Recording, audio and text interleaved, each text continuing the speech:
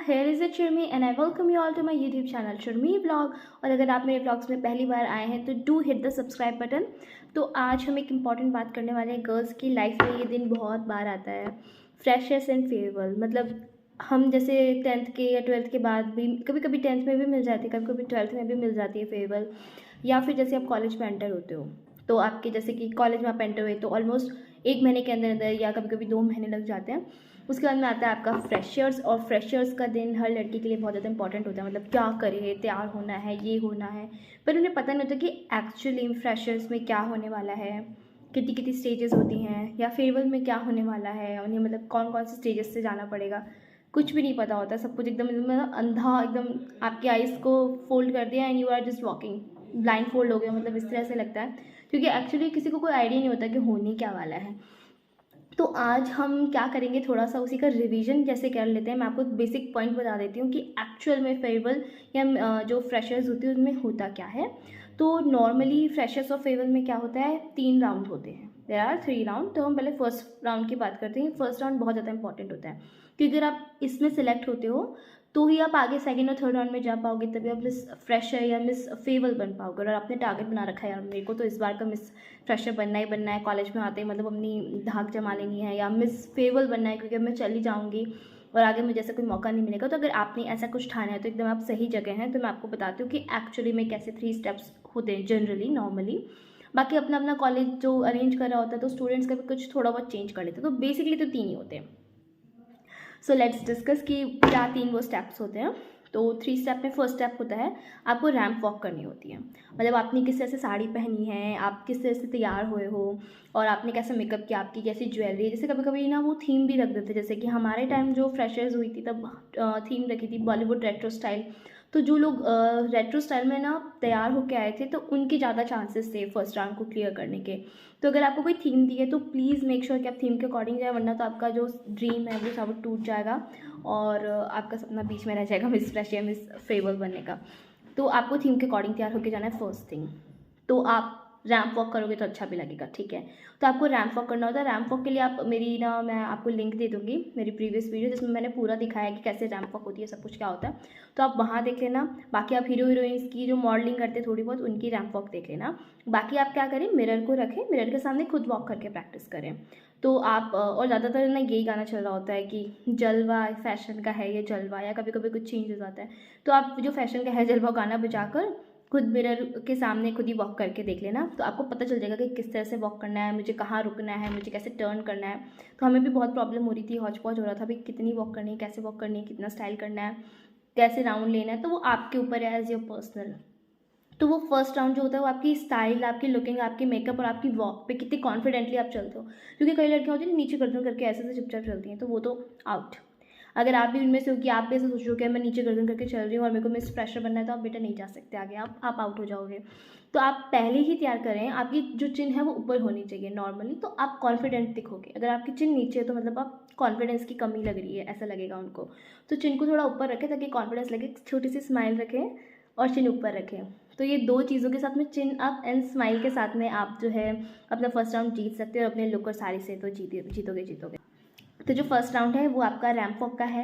आप कितना ग्रेसली वहाँ पे वॉक कर पाते हो कॉन्फिडेंस के साथ, क्योंकि वहाँ पे आपके सामने बहुत सारे लोग होंगे, बहुत ज़्यादा भीड़ होगी, ऑफकोर्स कॉलेज के बच्चे होंगे। तो हमारा तो गर्ल्स कॉलेज था तो इतनी प्रॉब्लम नहीं हुई, मे भी कभी कभी कोविड भी होता है तो और भी ज़्यादा प्रॉब्लम होती है। तो चिन अप एंड विथ स्माइल के साथ में आप फर्स्ट राउंड को क्लियर कर सकते हैं। और जैसे आप ना साड़ी पहना है तो साड़ी के पल्लू को थोड़ा ऐसे हिला के टर्न लें, ठीक है। कमर पे एक ऐसे हाथ रख के चलें स्माइल के साथ ऐसे, तो अच्छा लगेगा, तो सिलेक्शन के चांसेस ज़्यादा होंगे। ओके, तो हम हमारे सेकंड पे चलते हैं, सॉरी तो हम सेकंड पे चलेंगे थर्ड से पहले। तो जो सेकंड होता है मोस्टली ऐसा होता है कि एक चिट होती है, उस चिट में से आप कुछ निकालते हो, जो भी आता है कुछ क्यूट से, जैसे स्टंट से दे देंगे आपको, किसी की मिमिक्री करनी है या आपको कोई मूवी बतानी है, मूवी की एक्टिंग करनी है। हमारे टाइम ऐसे था कि मुंह में पानी रखना था और गाना गाना था, ऐसे था। और कुछ ऐसा था कि उल्टी ABCD बोलनी है Z से लेके A तक, तो ये मुझे हार्ड भी लगा ठीक है। तो ऐसे कुछ फ़नी से टास्क होते हैं सेकेंड राउंड में मोस्टली। कुछ जगह वो टैलेंट राउंड रख लेते हैं कि आप में जो भी टैलेंट है, जैसे सिंगिंग का टैलेंट है या डांसिंग का टैलेंट है या कोई भी XYZ टैलेंट है। तो सेकेंड राउंड मेनली जो होता है वो टैलेंट से रिलेटेड होता है। हमारे जो था उसमें ऐसे बास्केट थी, उसमें बहुत अलग अलग चिट्स थी और चिट में जो भी आएगा वो आपको करना था।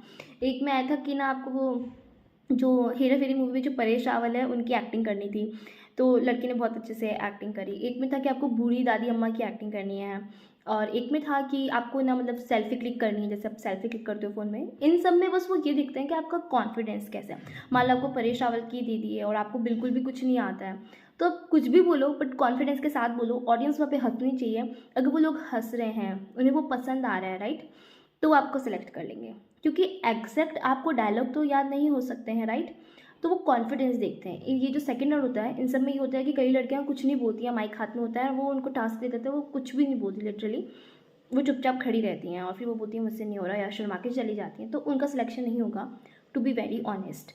तो आप भी एक थोड़ी शाय नेचर की, आपको लग रहा है कि शायद मैं इतना खुल के नहीं बोल पाती हूँ, तो छोटी छोटी एक किसी की एक्टिंग या कोई ऐसा गाना ऐसे कुछ हल्का सा प्रिपेयर करके रख लो कि कुछ भी आ सकता है चिट में। हम भी ऐसे डर रहे थे कि क्या आएगा, तो मेरे टाइम सेल्फी क्लिक करने का आया था कि सेल्फी क्लिक करनी है, तो मैंने सिली सिली सेल्फी क्लिक करनी थी, और मैंने जब करी तो लोग बहुत ज़्यादा हंस भी रहे थे, तो वो भी अच्छा था। तो मतलब उस समय मैंने यही सीखा कि आप जो सेकंड राउंड में कर रहे हो, आपके जो जजेस बैठे हैं वो एंटरटेन हो, जो आपकी ऑडियंस बैठी है वो भी एंटरटेन हो। ऐसे नहीं कि आप सड़ू सा मुंह बना के जाओ, सड़ू सा मुंह बना के वापस आ जाओ और किसी को कुछ समझ नहीं आया कि आप क्या करके आए हो, तो आपका सिलेक्शन नहीं होगा।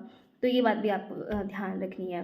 तो second round is mainly about the talent, और समटाइम जो होती है चिट्स होती है, आपको चिट निकालनी हो और फिर आपको वो करना है जो भी चिट में आएगा, ठीक है। तो सेकंड राउंड समझ में आ गया। फर्स्ट राउंड रैंप वॉक का, सेकंड राउंड टैलेंट या फिर जो चिट, मोस्टली चिट रखते हैं, जो भी चिट में आएगा वो करना है। थर्ड राउंड होता है जो कि बहुत ज़्यादा इंपॉर्टेंट होता है। इन सभी राउंड को क्रॉस करके जो भी पार कर पाएगा और जो भी इनसे निकल पाएगा बाहर, वो थर्ड राउंड में पहुंचेगा। वो बहुत कम लोग बच जाते हैं। जैसे अगर आपके पास में 60 कैंडिडेट थे तो वो 10 ही रह गए हैं, या फिर मान लो आपकी स्ट्रेंथ कम है, आप 30 बच्चे थे तो आप 5 ही रह गए हो, तो लास्ट में थोड़े से बच्चे बचते हैं थर्ड राउंड के लिए, बहुत ज़्यादा इंपॉर्टेंट होता है। इस थर्ड राउंड में वो क्वेश्चंस पूछते हैं, आपने देखा भी होगा मिस यूनिवर्स या मिस वर्ल्ड के अंदर जैसे क्वेश्चंस पूछे जाते हैं, तो वैसे कुछ सिचुएशंस दी जाती हैं और आपको ऐसे पूछा जाता है कि अगर आप इस सिचुएशन में होती तो आप क्या करती।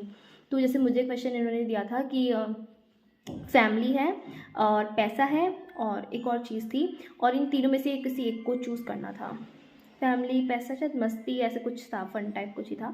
तो मैंने फैमिली को चूज़ किया था। मतलब वो देखते हैं कि आप कॉन्फिडेंटली उस आंसर का क्या जवाब दोगे।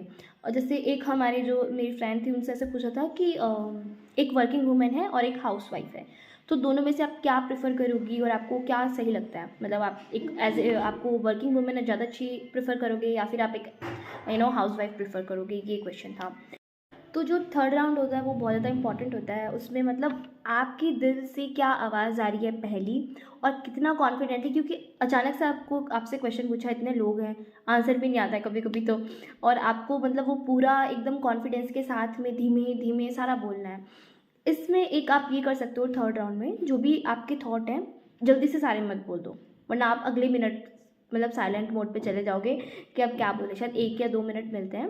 तो जो भी आपका थॉट आ रहा है वो धीरे धीरे बोलो, ताकि और सोचने का थोड़ा टाइम मिल जाए। और जैसे ही आप माइक लें और स्माइल के साथ पहले तो ये क्वेश्चन को अटेंड करें। तो ये क्वेश्चन राउंड होता है मेनली सबका। थर्ड राउंड जो फाइनल राउंड होता है क्वेश्चन राउंड होता है, उस पर क्वेश्चन पूछे जाते हैं कि आप इस सिचुएशन में हैं या उस सिचुएशन में, तो आप क्या करेंगे, आप किसे चूज़ करोगे, ऐसे ऐसे कुछ अच्छे क्वेश्चन। तो उसमें आपको अपने दिल को बड़ा रखना है, छोटा ना रखें। अच्छे अच्छे जो भी दिल में ख्याल होते हैं, मतलब टोटली गुड थॉट्स की बात है, वो भी गुड थॉट ऐसे नहीं कि हमें सबकी मदद करनी चाहिए आप बोल के आगे, प्यार से धीमे धीमे कॉन्फिडेंस के साथ में थोड़ा बढ़ा चढ़ा के बोलेंगे तो ही उसमें सेलेक्ट होंगे। मतलब वो टोटली आपका कॉन्फिडेंस देखते हैं, और कॉन्फिडेंस शो करने का एक ही तरीका होता है, स्माइल, ठीक है। और वहाँ पे जब भी आप स्टेज पे खड़े होंगे तो अपनी साड़ी के पल्लू को बार बार यूँ नहीं करना है, ठीक है। आपको पूरी अपनी गेटअप और पॉस्चर में यूँ ही हाथ खड़े करके रखना है, तो वो एक पूरी कंटिन्यूटी बनी रहती है, जो जजेस काउंट करते हैं वो देखते भी हैं। ये छोटी छोटी बारीकी बात होती है। तो ये हमारे 3 राउंड थे। फर्स्ट में आपको रैंप वॉक करनी है, सेकंड में आपको चिट या फिर कोई टैलेंट राउंड होता है, और थर्ड में आपसे कुछ क्वेश्चन पूछे जाते हैं। उन क्वेश्चन में दिल बड़ा रखना और अच्छे से आंसर देना, ठीक है। और फिर लास्ट में रिजल्ट डिक्लेयर करते जाएगा कि कौन मिस फ्रेश या मिस फेवल बना है। तो इन सब चीज़ों में मैं आपको एक ही बात बोलना चाहूँगी, क्योंकि ये मिस फ्रेशर और मिस फेवल आपके किसी फैमिली फंक्शन या किसी शादी के फंक्शन में नहीं होगा, पहली बात, और कहीं और भी नहीं होने वाला है। ये माहौल सिर्फ कॉलेज में ही मिलता है। तो अगर आप सोच रहे हैं कि यार मैं नहीं जाऊँगी, एक दिन की छुट्टी ले लेती हूँ, आई विल सजेस्ट कि आपको जाना चाहिए। क्योंकि ये दिन वापस लौट के कभी भी नहीं आने वाला है। आपको कोई मौका नहीं देगा कि आप मिस फ्रेशर या मिस फेवर के लिए साड़ी पहन के ऐसे रैंप वॉक करें। कुछ कुछ फैमिलीज़ में तो शायद कुछ फैमिली में तो ना शायद साड़ी पहनते भी नहीं है। तो मुझे वो मौका मिला, मुझे बहुत ज़्यादा अच्छा लगा। तो मैं हर लड़की को बोलूँगी कि इसको फील करना चाहिए, इन्जॉय करना चाहिए। बाद में मौका नहीं मिलने वाला है, तो इन्जॉय दिस मोमेंट और डोंट थिंक कि आप नहीं जाएंगे। शायद आपको कभी मौका ना मिले, इसलिए आप ज़रूर जाएँ। तो पहली चीज़ तो ये कि आप ज़रूर पार्टिसिपेट करने वाले हैं। और सेकंड चीज़ ये कि जैसे कुछ मान लो 12th के बाद फर्स्ट ईयर में आप आए हो, आपने अभी तक आईब्रो नहीं कराए होंगे, मैं मानती हूँ ऐसा। तो अगर आपने नहीं कराए हैं तो इस दिन को और यादगार बनाएं और अपने फर्स्ट आईब्रो मतलब ये जो फ्रेशर्स या फेयरवेल होती है ना, तो उसमें करवाएं, ताकि आपको हमेशा याद रहेगा कि मैंने अपने फर्स्ट आईब्रो ना मेरी फ्रेशर्स के टाइम कराए थे, या फिर मैंने अपने फर्स्ट आईब्रो फेयरवेल के टाइम कराए थे। क्योंकि लाइफ में जब कुछ भी फर्स्ट टाइम होता है तो वो ऑटोमेटिकली स्पेशल होता है।